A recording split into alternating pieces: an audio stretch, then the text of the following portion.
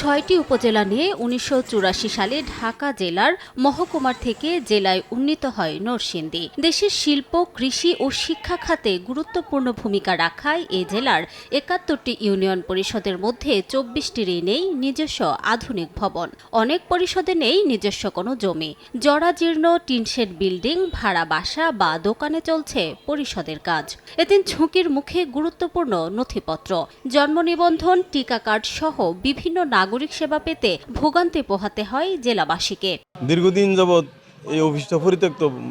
প্রথম যে একটা মূল ভবন ছিল এটা পরিত্যক্ত অবস্থায়। বর্ষাকালে হাঁটু পানি, টিসিবির মাল আসে, এগুলো দিতে পারে না সঠিক সময়ে, যার কারণে মালের বিভিন্ন দ্রব্যপণ্যের মানহানি হয়ে থাকে। আমাদের এখানে ইউনিয়ন ভবন হওয়ার কথা দীর্ঘদিন যাবৎ আমরা শুনে আসতেছি, ইউনিয়ন ভবন হচ্ছে না। ইউনিয়ন পরিষদরা এটা মেরামত করা অথবা নতুন করে করা একবারই জরুরি। গভীর নিবেদন জানাচ্ছি সরকার যেন অনতিবিলম্বে এখানে একটা ভালো একটা বিল্ডিং ব্যবস্থা, মাল্টিপল বিল্ডিং করে দেন।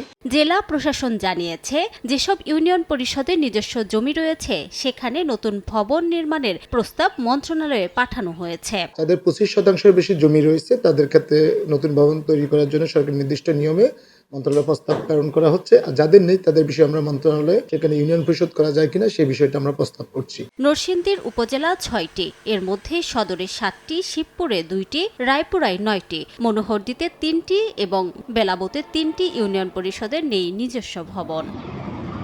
সময় সংবাদ, নরসিংদী।